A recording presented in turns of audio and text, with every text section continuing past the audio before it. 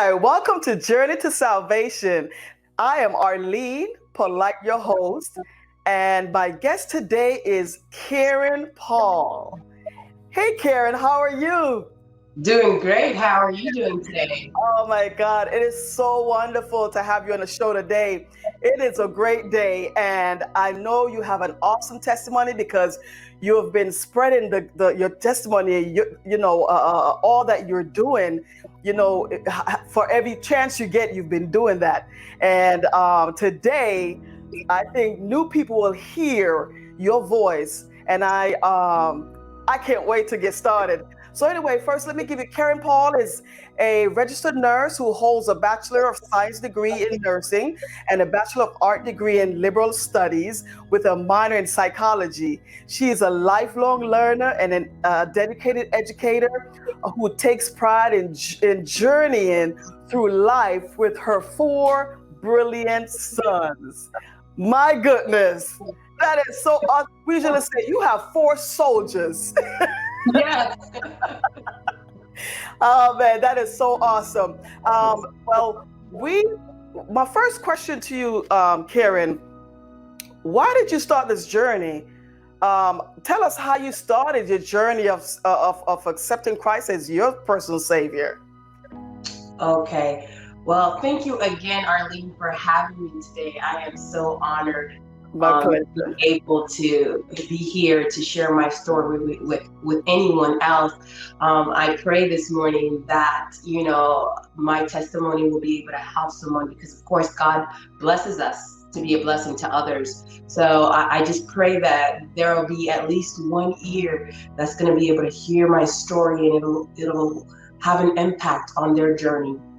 Yeah. So for me, the way I started my journey of salvation, I have always known Christ. I am from a Christian family. My mother got saved at the age of 35. And so, she, from that point, instilled in us the power of Jesus.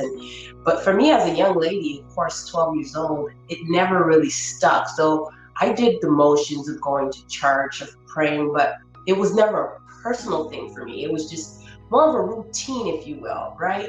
Okay. So when I got older, of course, I moved out of my parents' home 19 and went away for college. And I really started living in the world. So even though I had known about Jesus Christ, I have heard about his works, stories in the Bible, obviously, and they were ingrained in my mind and in my heart. It was Mm. I never really found him as my personal savior, right? He was a Okay. savior. He was a Yeah. savior, but he was not Somebody else's. truly my personal savior, right? At the time, my savior was just the things that I was doing in my daily life as a young woman living alone, in the dorms. But at the age of 27, Arlene, I met a gentleman, my my first husband, Hmm. my husband, and immediately he started talking to me about Christ. He asked me, "Do you know Christ?" And of course, we had Wow. discussions of, "Oh, sure, I know Christ. This is who he is. This is what he did, and then he died, and he resurrected." And you give the story that you see every Easter Sunday, right? Hmm. And then he asked me again. He's like, "Okay, that's great, but do you know Christ?" And I had Wow. to think about that for a while because I just felt like an hour just having this whole full blown conversation with this guy. Just met him, so I'm not really sure where he's going with this. And I'm Yeah. like, okay, well, I shared with you what I know. Why don't you share with me what you know? And he Hmm. laughed at me and he said, I would rather show you than to tell you. And Oh we started wow. dating, and he made it a thing to pray with me because he said, it starts with prayer. Knowing Christ starts with prayer. And it's not really because you know the story. He says, I can't tell you a story. You already know it. But I would Hmm. like to experience it with you, and I would like to live it with you, and hopefully you will see it through me. And he would So pray that all was the time. He so would let me pray. interrupt you. Let me interrupt you there. So that was a catch line for him to That get was with a catch you. line for him, and obviously it worked. This brother was trying to be cool. And That was slick. so it was more like For me, I had never seen that or heard that. Like Yeah, most people that talk to you about Christ just want to read you verses and yeah. point you to different places in the Bible, and they'll tell you a testimony. But I have never met someone that says, "I hope you will see Christ in me." So I would Wow, rather show you than to that tell was you, different. right? And of course, he did tell me his testimony and how he came to Christ. And so every day we would pray. And at first I was really kind of annoyed because, being in the world, you don't really want to do that. Yeah, yeah. But little by little, I started to feel it. I started to feel the Holy Ah, Spirit. So when we would pray, I would feel this presence in the room that was not of the two of us. wow. And it started to move me. It started to change my heart, the way I saw people. Um, and that was powerful for me, right? So this gentleman and I got married. And I remember when I was pregnant with our first son, which is my second son, one day I woke up and I told him, I think I'm ready. And he smiled and I didn't say anything, and he knew what I was talking about. And he started to smile and he said, I knew you would be eventually, because you have to. I mean, you can't be in the presence of God and not want him all the time and not want to experience more. He said, I know you would eventually want more. And we started going to church because he had never really gone to church. He would always pray, but we never went to church. Oh, We wow. started going to church, and it was so funny. So let's backtrack a little bit. We started going to church before we got married. And Okay. the church that we started going to, for the very first time in the history, and this church has been operating for over 20 years, decided that they were going to have a group wedding for all members of the church that had been dating, that felt that they were in love and they were ready to really give their life to God, because you can't really be living with someone and having relations with someone and Yeah. not be married. So for the very first time, they said, and this is like a couple of weeks of us joining the church, right? So I'm like, oh, this must be God. And so the church married us. They provided everything. The only thing we had to do is basically show up in our gowns, in our suit, and have a ring. They did counseling for us. They provided everything. They had the kids, the Wow. food, the music, everything was provided for us. And So where we is this? I'm so sorry. I'm gonna keep interrupting because this is sweet. It's so different. Where did yes. it happen? Here in Florida or? This in Florida is a church in Miami Gardens called Oh, Trinity Church. Yes. so wait a minute. How long after you met him? How long did you guys tie the knot? 6 months. It was 6 months. Yeah. Wow. But you said something also that he was ministering to you, but he wasn't going to church. No. But he had that relationship with God. Yes. Oh wow. Okay. And you guys just decided, was it his idea to say let's go to church together? It was my idea. Oh, okay. And he said, I said, I want to start going to church because I Oh, wanted more. I mhm. wanted to know more. I didn't really know the stories. I didn't really know the Bible and understand it. And I wanted a church that would teach me in a way that I could apply Right. the knowledge to my everyday life. Because so often we hear the word, but it's like, what do you do with this? How do you apply this to your day-to-day life? From the moment you wake up in the morning to the time you go to sleep, what can I do with this word? And how can it impact my life? So that's what I wanted. Because again, we can read the Bible and we get new revelations every time we read a verse, right? But we at times, I feel, when you are new in the body of Christ, when you are new in the relationship, you need the foundation and you need the help, you need the Yes. community of other you need the fellowship is what Other I'm believers. Yeah. other believers. There you Yeah. go. And so that's why I asked him. I said, I want to start going to church. And then we started going to church. He was happy. And then this is what happened. The church said for the very first time, and I think they probably did it one other time and they never did it again. So I kind of feel like, and I always feel this way, God did it for me. Because we were young, we were broke, and Yeah. and he said, "Here you go." Oh And my I have tons of pictures that I can share with you. It was such a beautiful ceremony. I mean, everybody was just so in awe of how awesome it was, and how great God was to be able to provide this for us in the time that we really needed it. We were trying to get closer to Him. And of course, you don't want to get closer to God in your living sex. So, but wait a minute, let me interrupt you here. How did you know what prior experience you've had or knowledge, or how did you know that this was a person for you at that time? okay, that's a beautiful You question. sound so confident and like, okay, this is it. And again, I will tell people all the time that I am not a religious person, but I am very spiritual, Mhm. right? And I feel very connected to everything in the world, the trees, the moon, Yeah, the sun. I feel that God created us and He provided everything that we need to be successful in life. And yes. I truly, truly believe the power of the tongue, and manifesting into life what you want in your life. So, and this is the most beautiful thing. And I have a friend that I had been friends with, and we went to church together when we were kids. And he came to visit me one day, and he was like, "How have you been? I haven't seen you in so long, and you just crossed my mind, and I wanted to see how you were doing. So I just said, let me call you and stop by and visit you." And at the time, I was very miserable because, like I said, I had already had a son, and I was in a relationship for 6 years with a gentleman who was an awesome guy. He just wasn't the most faithful guy, right? Okay. So, me being the true, like, die-hard lover that I was, I believed that, I can make it work. We can make it work. He will change. And I had all of these great thoughts about how he's going to change. And, we love each other. Uh, It's going to work out. And one day, which is the day the gentleman came, and I sat there and I looked. We were sitting out on the balcony. I lived in an apartment, and he says to me, "Are you okay?" And I was so brokenhearted.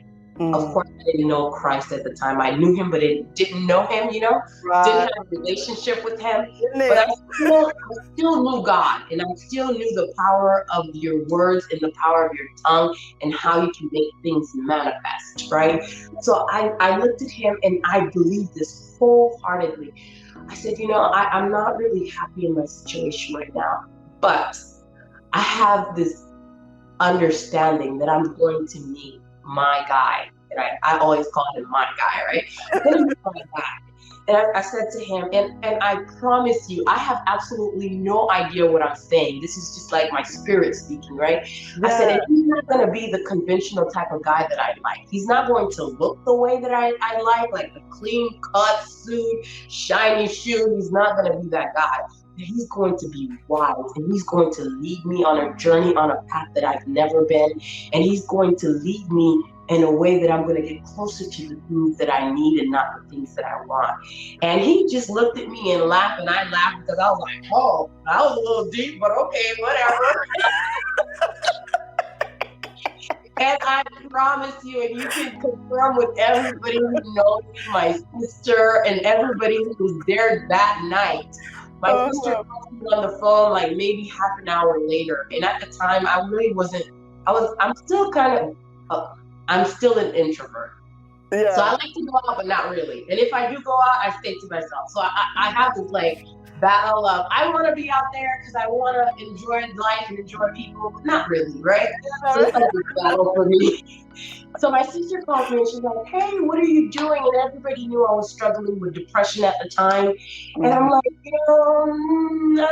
I'm just watching TV. She's like, "Oh, I'm at this party. You should come." I'm like, "No." And then I just felt like, okay, well, send me the address. And I go to, this is the same evening, I'm telling you, okay?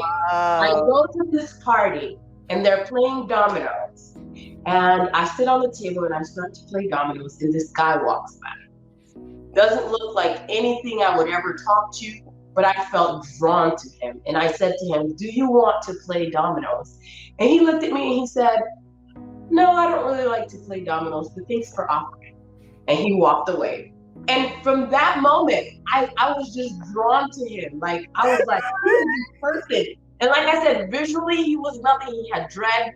And at the time, I mean, I have dreads now, right? But at the time, I'm like, I like white guys with dreads. I like the clean cut suit. Yeah, And he yeah, was wearing sneakers, and I like guys with suits and shiny shoes and like, well kept. And he right. had some sneakers on, some jeans, some torn jeans, a little You're like, t-shirt. what's that? So What am I simple, feeling? right?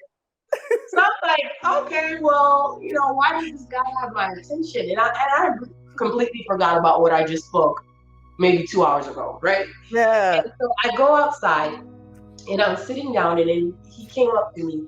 And at the time, I was finishing up my first degree, and he asked me something about, I don't know, but it was something about. They were having a conversation, and it's something to do with psychology, right? And then I gave him a response, and he was kind of like, okay. And then they just kept picking my brains and picking my brain.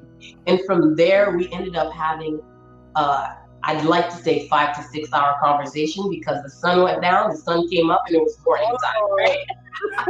And we were just there, and everybody had left, and we were just there on the front lawn, just speaking, and the literally 6 o'clock in the morning, and the sun is coming out.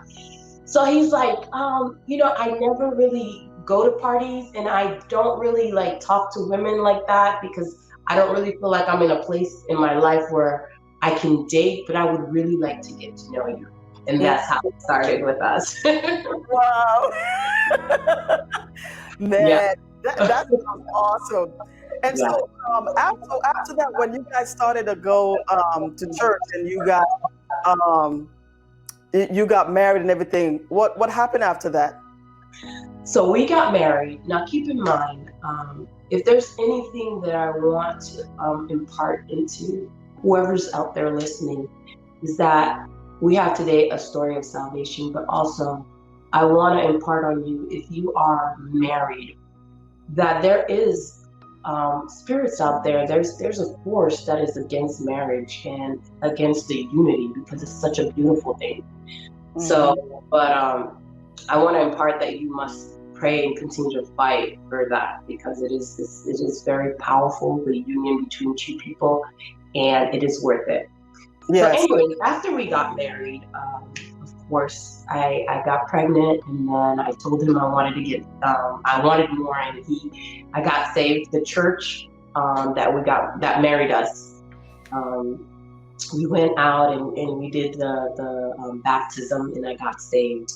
And from there, it was just more trying to get to know God, trying to have that relationship with Jesus Christ. We continued to pray, but it kind of felt like immediately we started to struggle that we didn't have before. And a lot of it had to do with the fact that we were both unaware of what it took to be in a marriage, because I had never been married before. Although I was in a relationship for 6 years, I had never been married, and he had never even been in a relationship for that long. Okay. So we were just, and we didn't really have any mentors. He didn't have a mentor on his end, neither did I. I mean, the only thing we had was that 2-day course that the church provided for us, that I think 1 hour counseling session. So that's basically all we had. And it didn't help that, we didn't have any mentor, anybody that was like positive. Because with both of us, if he would go to his family, they would tell him things that was not productive and for our marriage. And likewise, if I said, this is what we're going through, people wouldn't say things that would mend the situation. They'd be like, oh, this is wrong, this is messed up. Separate. Correct. And the thing that we have to understand is, when we're giving a story, a lot of times we give it from our perspective, and we're always the other person is always the villain, and we're always the victim. And that is how every story is portrayed. And so I didn't think that helped on both sides. And that continued on for years and years and years, which is how he and I ended up getting a divorce. But I'm sorry to interrupt. So he went to his people for advice, and you went to your people? Correct. Okay. And another thing, the marriage started to change as soon as you got married. It just started to change. We started to have hardship. Yep. Okay. Did you ever even discuss anything together, even apart from the 1 hour, 2 hour counseling you had? Did you discuss, the plans of where you like you guys to see you guys like in 5 years or having children? Or, did you discuss anything in regards to the marriage together? No. Nothing at all. Okay. You just always feel a lot of feelings. Correct. And that's the Okay. thing too. People don't really know what to ask. Because if you've never done it, you don't know what to expect and you don't know those things. You know what I mean? So unless you intentionally put effort into, okay, we need to know how to manage finances. We need to know, I'm right for that. But in the beginning, it was all based off of emotion. It was all based off of, I love you, you love me, I can't live without Yeah. you, can't live without me, let's get married. That was all we knew. And we swore it was all we needed. I know the feeling, girl. That's all we need. All we need is love, love, love. And I mean, Jesus says that's all we need, right? But It's really we also have to and be wise with that. at that age, oh my God, at that age, and I believe that's what's missing in the churches also, because I think in Titus or one of those books, it tells that the women should train the young women how to be wise, and I guess take them in, care for them, steer them in the right direction, because they're they have been through the whole works. They know, they have wisdom, and the men likewise should do that with the young men.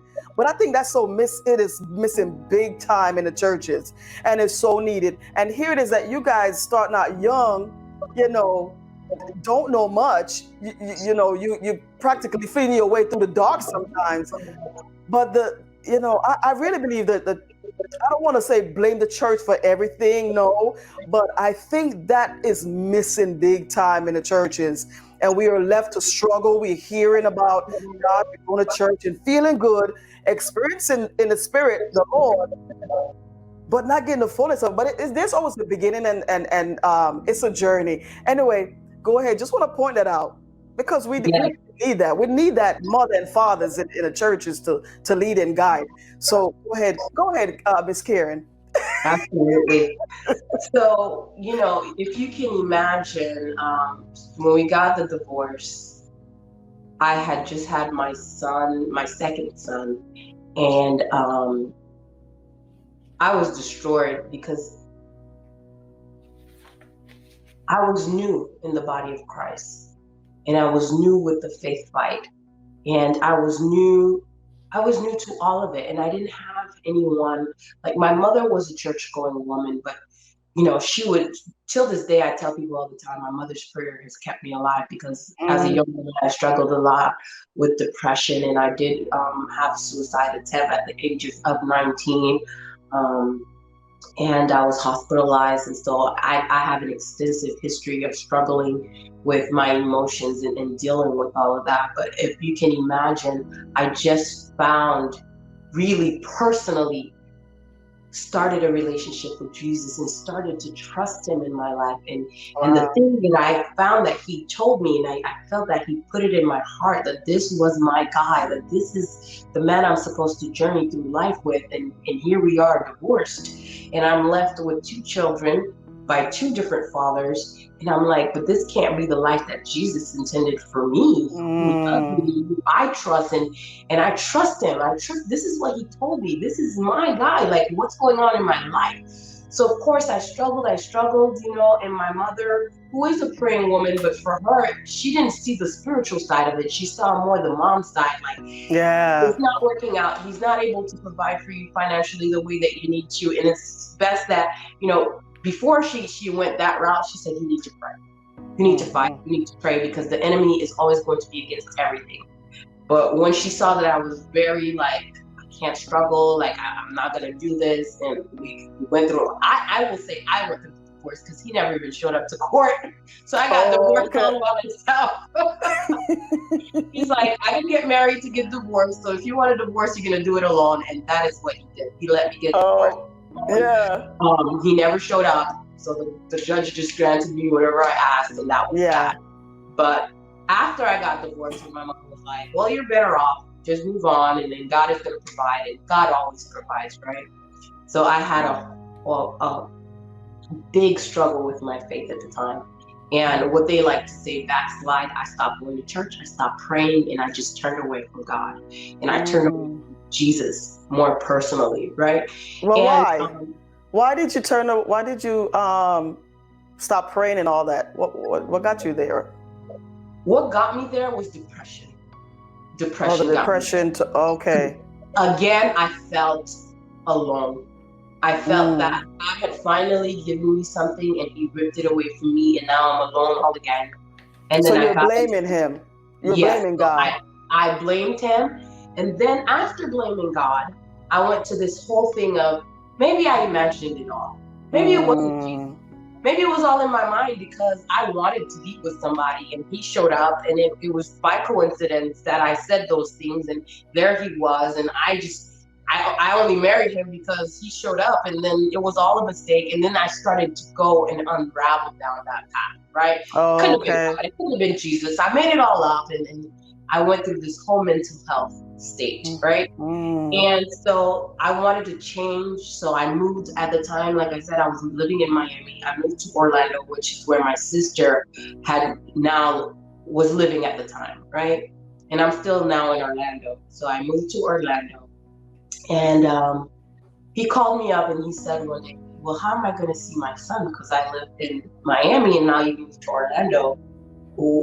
How are we going to do this whole thing? Like, we need to talk about that, because you didn't talk about that with me before you decided to move. You just up and left.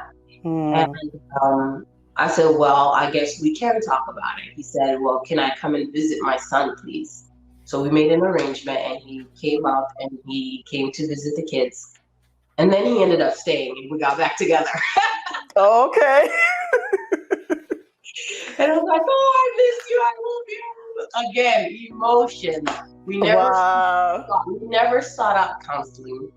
We just went off of emotions. I love you. You love me. All we need is love. Again. So you never, and you didn't talk about what happened.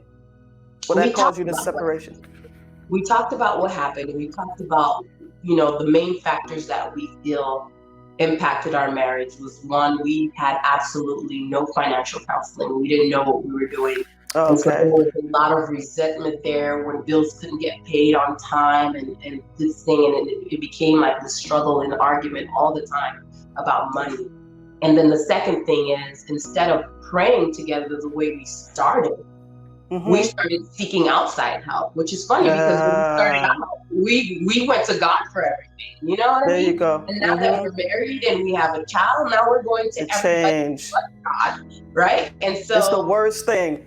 Yes. So we're getting everybody's input but God. So now we can't even hear God because we're not asking him anything. We're just making our own decisions and going based off of the people that we feel we love that has our best interests at heart, which maybe they did have our best interests at heart. I do believe that they did, but they probably didn't tell us the best things that we needed, right? And so here we go, second time around. We started going to church again. And if you can believe it, the church decided we're going to do this soul ceremony where, I don't even remember what they called it, but it was like, we're going to get everybody to renew their vows. You serious? I'm like, this is a joke. And we had the matching t-shirts, they had all the couples have the t-shirts and everything. And, Pastor came with his wife and they did a whole ceremony and we held hands and we prayed. I'm like, do you think this is a coincidence? It can't be a coincidence. It can't be. The same time around, the same way we did it the first time around, right? And so then we renewed our vows, but we never went to church, to court to legally renew our life, right? Okay. But now we're back together and we renewed our vows before God, before man, and we're together. And now again, I'm under new leadership. I felt like this church is very strong, and it was a teaching church that taught very, very tangible principles on how you should live your life. So here we are again. My faith is growing, faith is growing, faith is growing. The very first experience that I had, which I now consider like, when I look back at this, it's just God, my God, my God. My relationship with Jesus right now is just unshakable.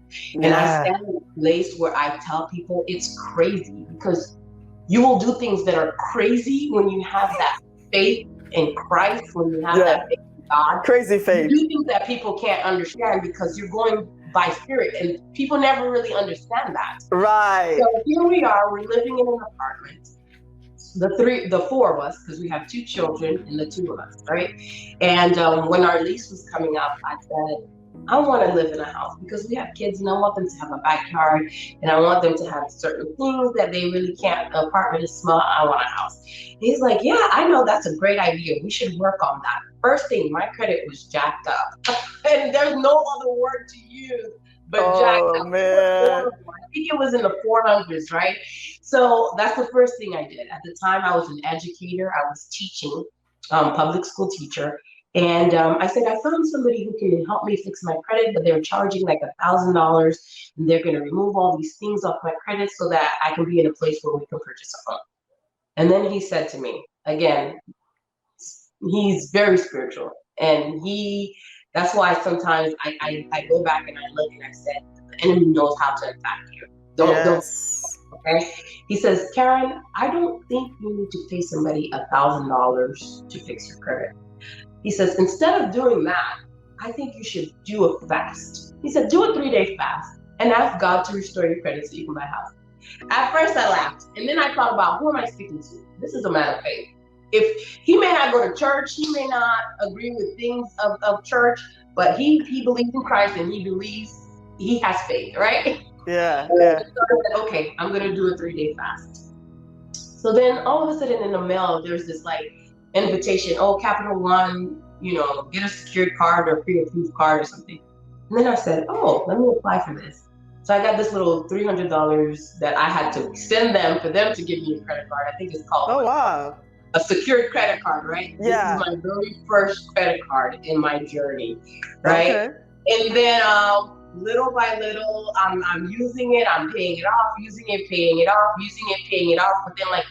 Within 4 months, I think, they sent me, we're giving you $500. Like now they're giving me a credit limit that is unsecured for $500. Yeah. And I'm like, okay. So sounds good. I'm not paying attention to it, right? So it's just there. It's happening and I'm using it. I pay all my bills with it. But at the end of the month, I pay the balance down to 0, right?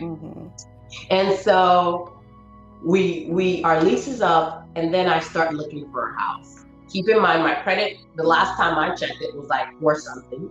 And then I have no money because I'm a school teacher, and I didn't plan ahead in a manner where I had money saved up.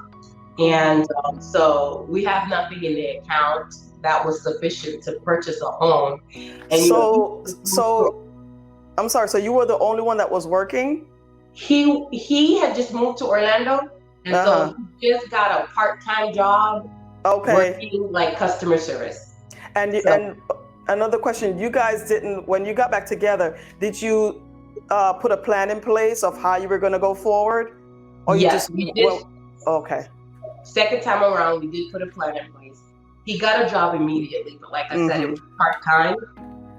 But he was looking for full-time, more stable work, right? Okay. And that process is always the process that kills us, because it was hard for him because he doesn't have a college degree and he doesn't have a degree. And so you're basically just working, right? Yeah. Customer service mainly. And so I'm looking for homes. Crazy, but it's like I felt something tell me, it's okay, you can go ahead and start looking for homes.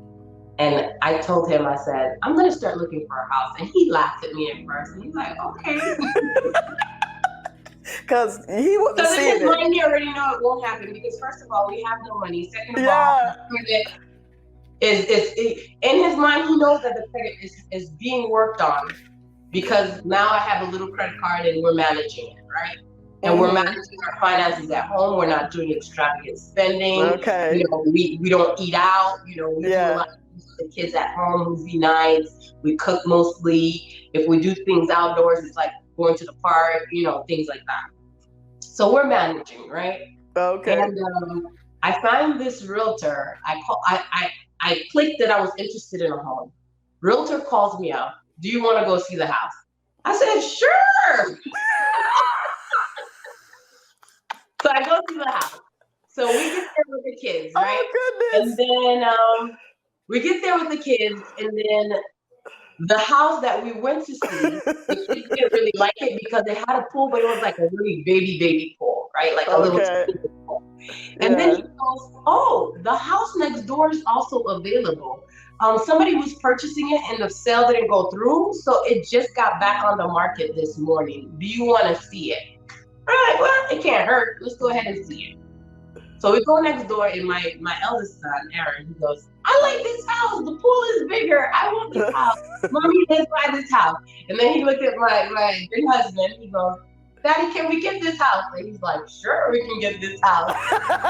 So we look at the realtor. Keep in mind, no money.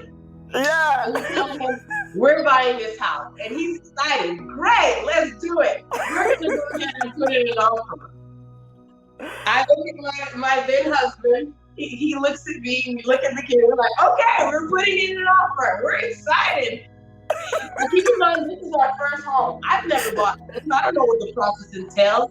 And I never really researched it. I just thought it was kind of like leasing an apartment. You say that you're interested, they run your credit, and then you buy Yeah. the I mean, I don't know. So You're just we're going excited. through the process. We put in an offer. So before we put in an offer, we went home that night and I prayed. I said, "Oh Lord, I feel so nervous. I feel butterflies in my stomach. Like, is this really happening?" He said, we're going to put in an offer. What does that even mean? So I started researching and Googling and stuff like that. And so I prayed. I said, "God, you said be anxious for nothing. So, I don't want this spirit of anxiety and being anxious. So I just want you to lead me and guide me into what I should do and tell me, you know, tell me what to do." Sometimes we just need to hear from God. What should I do? Yes. So I went to sleep that night and I had a dream that I was purchasing the house, and they told me that this is the amount that I was purchasing the house for. I'm excited. I'm like, "Oh my God, I had this dream. This is how much they said we were buying the house." So I'm going to call the realtor and tell him that that's how much I want to purchase the house, the home. And at the time, the realtor was in New York. He's like, "Okay, let me go ahead and run and put in the offer. I'm trying to do this for you so we can get it going." Da, da, da. He is making everything express. He's like awesome realtor. So when he gets back from New York, he calls me up. "Hey, they accepted the offer. So now we're gonna go into what's the process called? Like underwriting, right? So now they're asking me bank statement, this and that and that, and pulling my credit and this and this and this and that. And I'm like, "Oh, bank statement for what? Oh, they need proof of funds." Well, first they wanted the good faith money. I had the good faith money he got, right? Yeah. That was like the last bit of money I had saved up in that stock. And I said, "Well, Lord, they want it. It's good faith. I have good faith. I'm going to send that money in."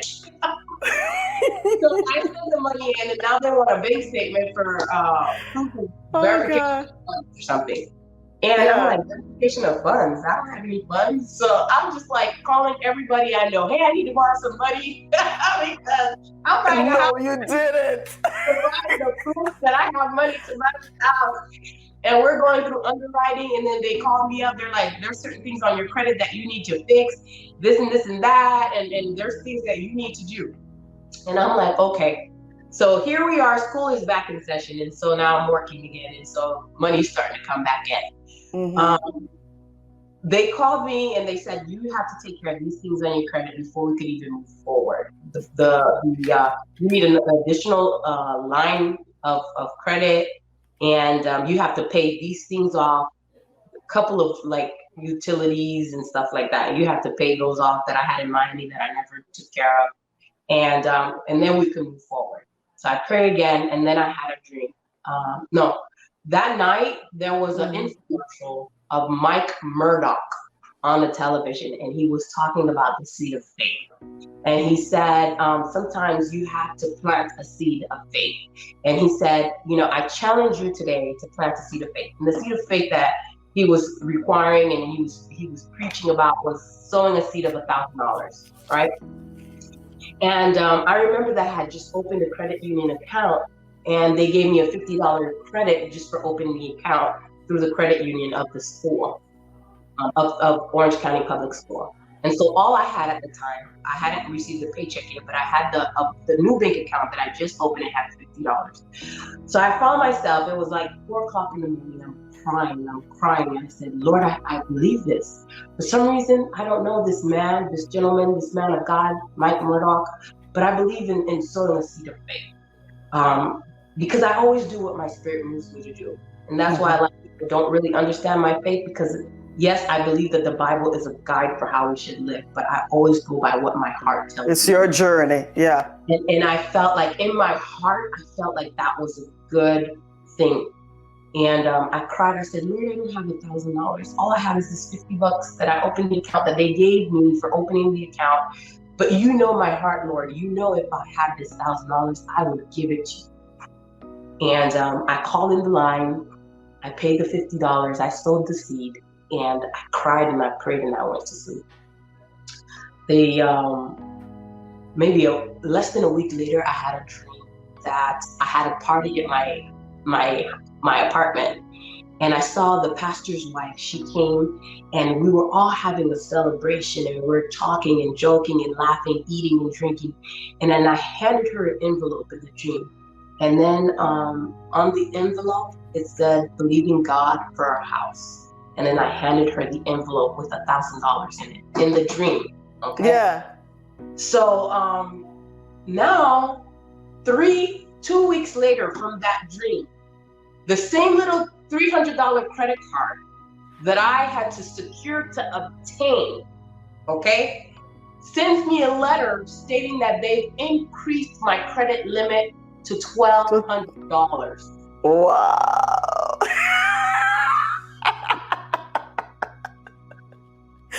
Oh man. You did what? $1,200? You did what? Now keep in mind the infomercial that I'm watching from Mike Murdoch. Mike Murdoch says, even if it's a credit card, go ahead and make that payment, sow that seed, and believe that God is going to pay off that credit card. He's going to open doors for you, because it's not really about the money, it's about the faith.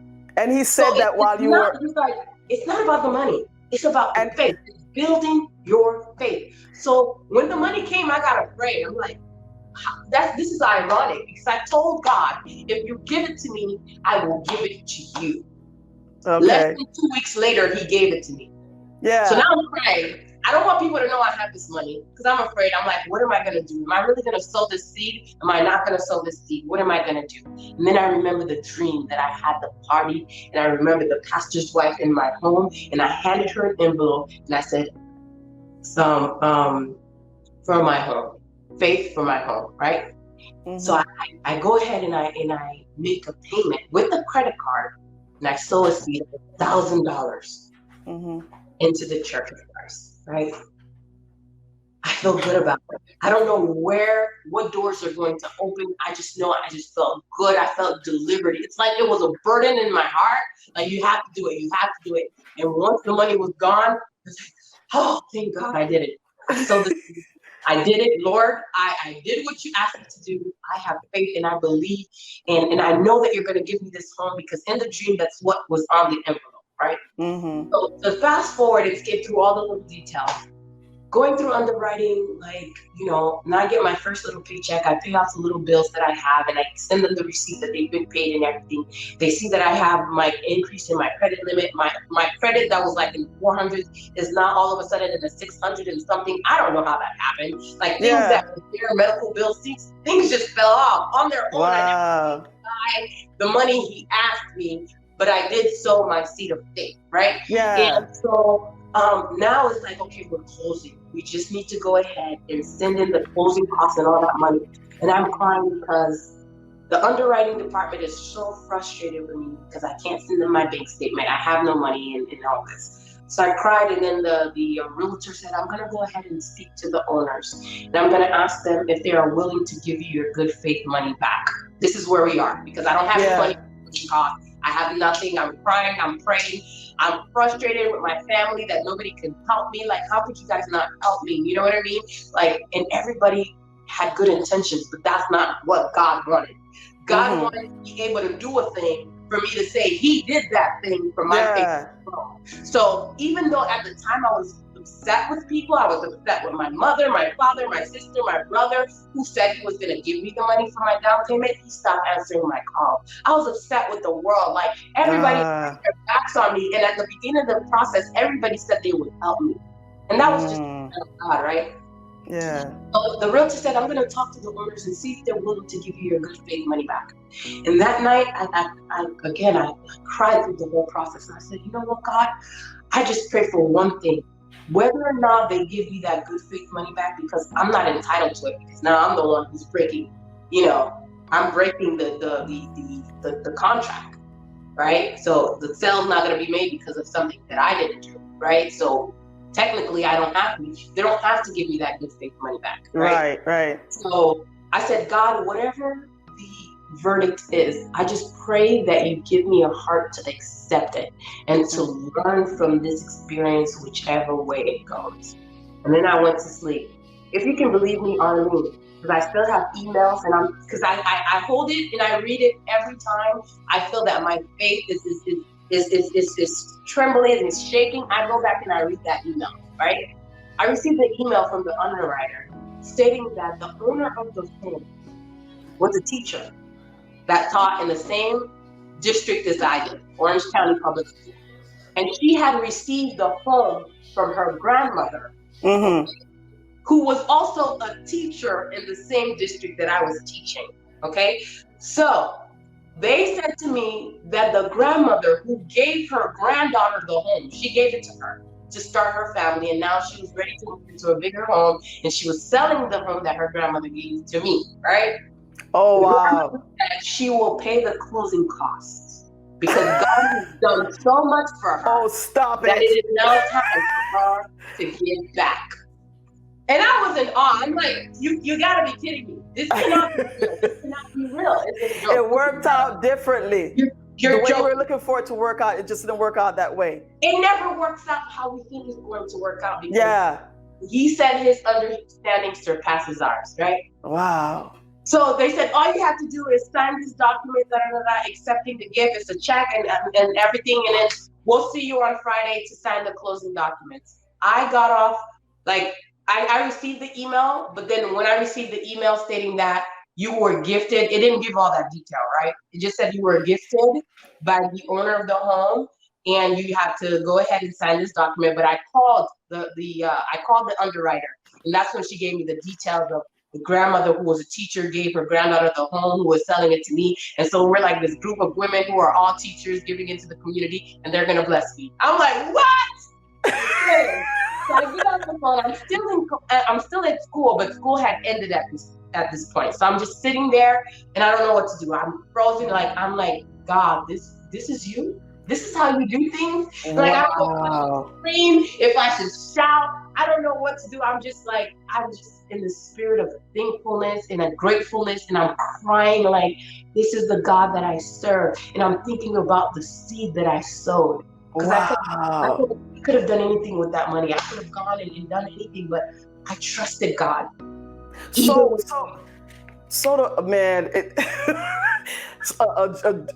The story of your journey is always, it takes more than a day. So even to fast forward, so you guys got into the house and everything. Your husband's faith increased everything. So were you able to climb the ladder of success from there? Did everything come together? What happened after all of that? After all that blessing and faith, what happened? I would love to say that we climbed. Our faith grew. Our faith grew to a point where it was just like, this is God. This is the God that we serve, and we shall never depart from him. And I haven't said, and so, but I still continued working as a teacher. But before all of that, when I started college, I started as a nursing major. I Yeah. became a DNA in high school, so I really started nursing in high school through this program that they had where you can do some college credits, and you can do like a Mm-hmm. trade before you graduate high school, so that when you graduate you can work, right? And so I chose CNA because I wanted to become a registered nurse, so I chose that path. And so when I graduated high school, I was a certified nursing assistant, and I started as a nursing major, and just life Mm-hmm. went all kinds of directions. Mm-hmm. When we moved into the home, we're like still like we're just every day is like praise and worship, right? And we're still praying that God is going to give my then husband a job that he'll be able to provide for the family and all that. So we're still having those same financial struggles that we did the first time around, but we still have that same faith that if he could do Mm-hmm. this, he can do that, and he can do more. So we have that Right. faith, right? And so when months started going by, we still couldn't find work. It was like, okay, we still have to exercise that faith.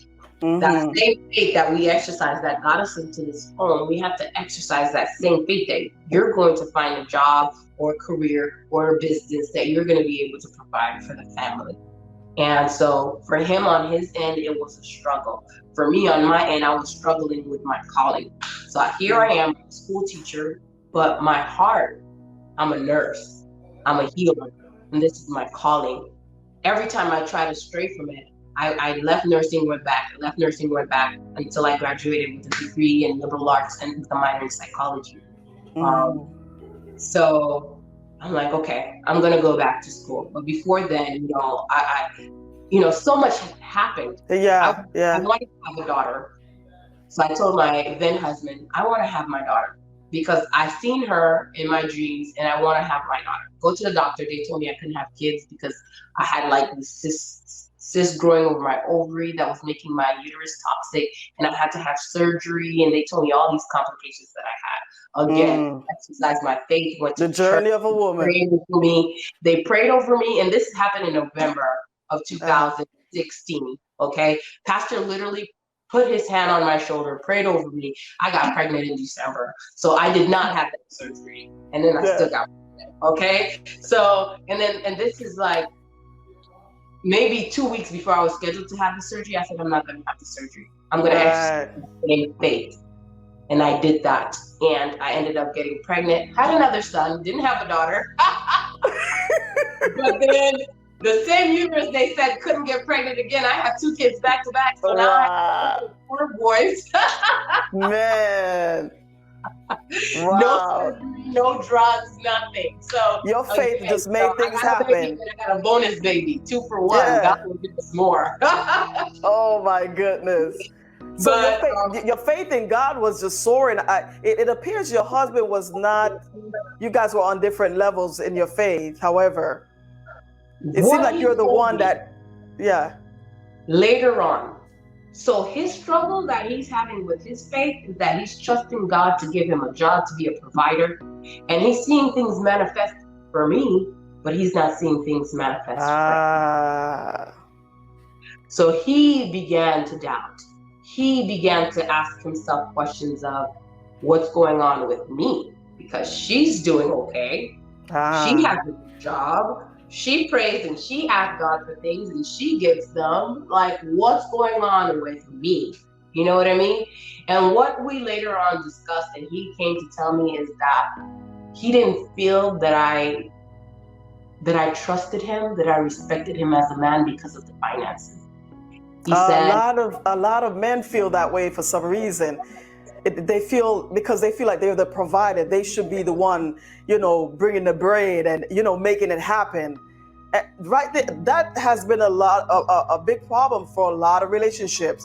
Unfortunately, yeah, when you should be supporting each other, knowing that life can take one higher than the other. It's just life, depending on your dreams, depending on what you're going for in life. You know, it's such an injustice we do in our relationships because because of what we've been taught, and it's a myth. It's working together, it's being one together, it's being each other cheerleader. It's all that. But for some reason, the men feel as if they look at their wives and they feel less of a man because they feel that you're making more, you have a better job, and it's all of that. I've heard it over and over again, and it has separated a lot of people because the men cannot get over that they are the head of the home, and they feel I haven't found it anywhere in the Bible that says the man should be making more money than the woman. I haven't seen it anywhere. But however, that's a big problem. Anyway, because it's an hour, let's just Yes, go ahead and try to wrap absolutely. this up. But let me So know. Yes, go ahead, please. to make a long story short, Hmm. he felt that my dreams were moving forward, that things were progressing for me and things were not progressing for him. So he began to have a struggle of faith on his own side. We stopped going to church. We stopped praying together as a family. And then the fight started again. The same kind of fights that we had the first time around started again. And so we were very disconnected. And now at this point, we have 4 kids. And so financially, we're in a place that's even more difficult than we were before. And I told him, you know what? I'm going back to school. And he was happy. We planned it out. We started Hmm. saving. He was still working. Of course, he was working and I was working. So we started saving and we started planning for me to go back to school for nursing. And I had found a program that was an accelerated program.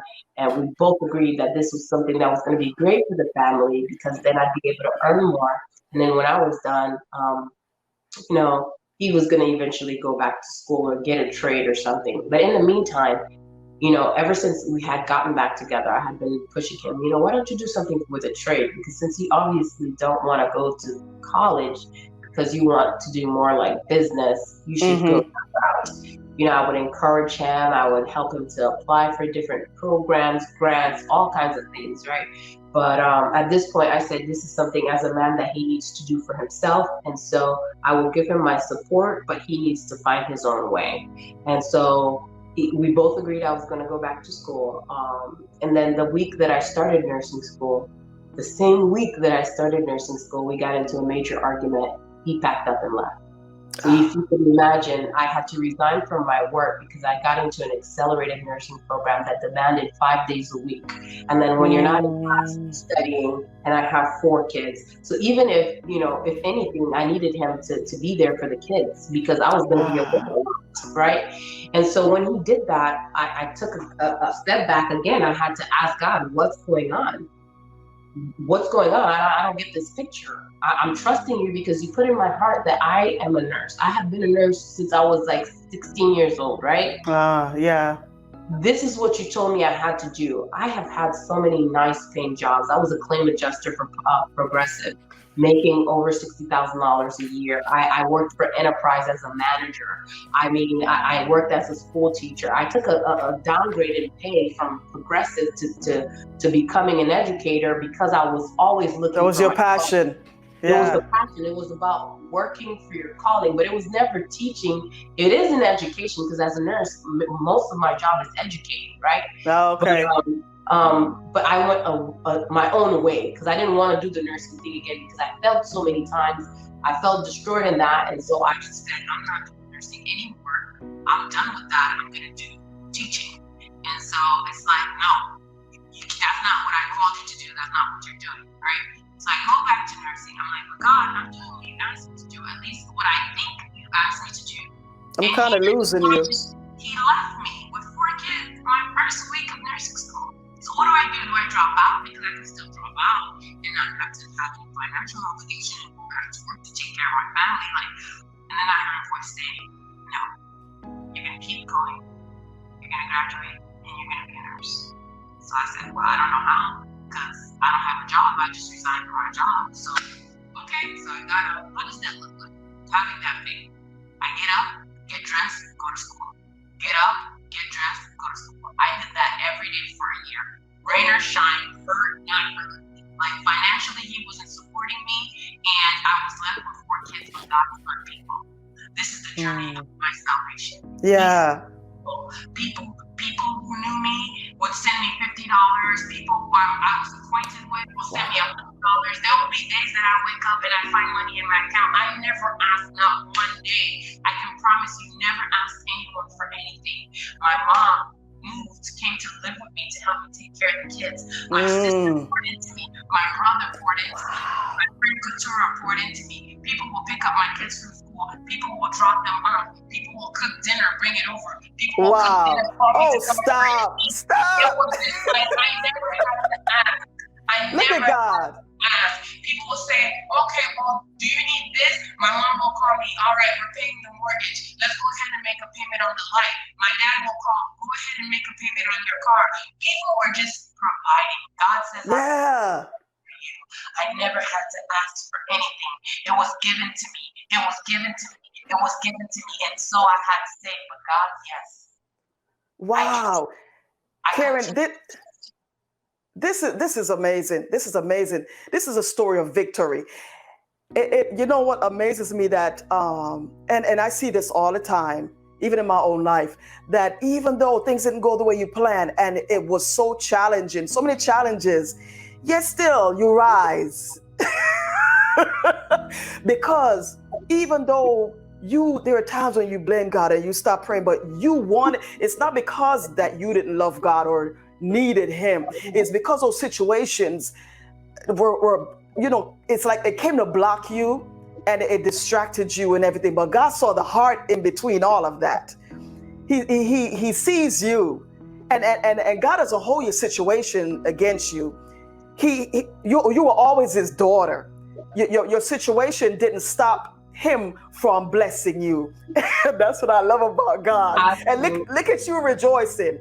And I mean, I'm excited. I'm so excited for your life. I'm sorry that you had to go through that, but I just love to see how God works when people trust him. When you say, God, I'm mad at you, but in the next moment, okay, it's gone. I love you. You always been my first love.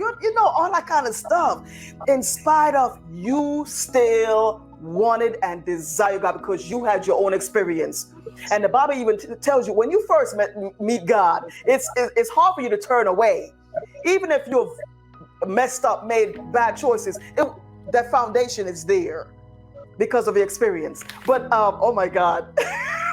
And the beautiful thing through the whole process that I will tell you that I valued the most. Yeah. He gave me peace. Perfect. That is something that I can never explain to anyone. It's just that feeling of calmness. Like, even though somebody could look outside and say, her world is falling apart, I was not to you. Sheltered. My heart was sheltered. God sheltered my mind.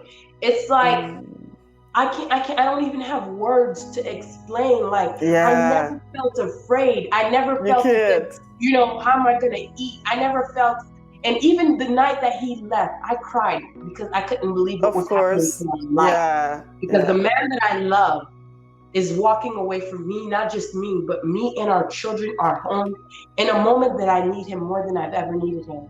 So How long has that been? How long has it been? I started school July, so it was a couple of weeks. So I'd like to say he left August of last year. So this August, August made 1 year. Oh my God. I felt peace. I cried, and then I felt like this peace, like everything. I felt like Jesus loved me and said, my daughter, I'm gonna fight for you. I'm gonna intercede for you. I'm gonna protect your heart. I'm gonna protect your mind, and you're gonna make it. I'm gonna lift you up in the face of your enemies, and they will have to say there is a God. Because after what I've done with your life, what I'm gonna do in your life, they're gonna have to say that God is good. Because if I left that man in the house, they would have said that man did it. Yeah. But I'm going to do a thing that everyone is going to have to agree that God Jesus. is God. They're going to have to agree. They're not going to have a choice. Because either which way they look, they're going to have to see God did it. Yes. How does a mother with 4 children, if you could imagine My youngest son was 1 year old. My second youngest son was 2 years old. So I have a 1 year old, a 2 year old, a 7 year old, and a 12 year old. My baby doesn't stop crying at night. So I'm studying. I'm going to bed at midnight, 1 o'clock, 2 o'clock, 3 o'clock in the morning. He's crying. He wants milk. He wants to be held. I get to Wow. I'm tired. If you can imagine, I am exhausted all the time, but he gives me strength. I never miss one day of class. If you can imagine, when you say, what does that faith looks like? That's what it looks like. Getting up and knowing that God is going to get you through the day. You Yeah. have to believe it. You have to believe it. And it's the faith that I got from buying the house with no money that got me Come to on. graduate nursing school. I Come owe the on. school. I don't even know how they let me graduate. I owe those people $18,000. And if they're My watching right now, God. God bless you, because God will cause man to pour into your bosom. So Yes. PCI University, God bless you. Karen, You know what I mean? God did that. He gave me the strength to wake up in the morning. oh There my were God. days where I was so frustrated, and I'm like, I don't even know how I'm gonna just take care of this. But I'm so tired. And then I take a deep breath, and all of a sudden I have this spurt of energy. Okay, that's what it looks like. And This look is at what you it now. looks. Karen, you came across that bridge Yes, because of God. yes. For all of you that's listening, this is so awesome. I want to ask you the one question, Karen. What advice would you give to someone who's having the first experience of knowing Christ, a new believer, just discovering God? What's that advice would you give to that person? The one advice that I would give to a new believer is that when you build a relationship with Christ, ask Him directly to know Him better. Ask Him directly to live a life with Him. Because that's what I remember myself asking. Because I had known Him from the Bible, right? Mm-hmm. But like my ex-husband said, he said, I'm going to show you what it looks like to know Christ. Say to Christ, I want to feel what it's like to know you. Because in those moments of darkness, that's what you're going to need. In those moments of doubt, when the world turns against you, when the people you love the most up and leave you, that personal relationship with Christ is what's going to get you through the night. My goodness. If Christ did not reveal Himself to me, there's things that I wouldn't have the audacity to say. But it's because He revealed His truth to me. He revealed His love for me. There will be moments that I feel inconsolable. All I have to say, and I promise you, all I have to say is Jesus. Yes. I cry out His name. There's power in the name. I cry out when I'm inconsolable, when no one can say anything to me, when I feel heavy-hearted, when I feel like hatred is trying to get into my heart, I say, Jesus. His name alone. I feel better. I feel lighter. I'm able to sleep at night. That's what He does. That get me to do that is His name, and that's because I build a relationship with Him. So use the Bible as a crutch. Use it as a guide of how to live. But don't know Jesus through the Bible. Build a relationship with Him. Yes. Talk to Him as if you talk to your best friend. The way you call your friend on the phone, the way you say, let's sit and have a conversation. Tell him everything. And have this conversation with Christ. I said, Jesus, I know you intercede for me all the time. This is what's going on. I don't get it. I have to have a conversation, and it seems like I'm crazy because I'm talking to myself, but I know He answers me. Either through dreams. I do that too. Right? Either through dreams. He'll send a word through my phone. I'll be scrolling on my phone, and I'll just get something that is pertaining exactly to what I was talking about. Oh, my God. He'll have somebody call me and say something that confirms what I was talking to him about. Come on, yes. It'll just be like, okay, well, I just feel overwhelmed right now. Jesus said the word. There's no set way on how to do it. It's your journey. You gotta know God. You got to know God. It's your salvation. But you cannot get to God but through Christ. So build a relationship with Him. Yes. Karen, thank you. I love you, girl. I love your testimony. It's amazing how your husband brought you to that place of building your relationship, of knowing Christ. Even though he's not there, It's purpose. It's all purpose. It may not turn out the way we want it, but God has a plan and it's going according to his plan. And it's so Amen. awesome that you didn't put your trust in man, but your trust is in God. And that's why you're still standing, because your Amen. trust is in your creator. Karen, Amen. thank you for being the guest on this show. Thank you for sharing your awesome and powerful testimony. I know somebody's blessed because I'm blessed. Just listening to you. People, until next time, I'm Arlene Polite, and this has been Journey to Salvation. God bless y'all. Thank you. Bye-bye.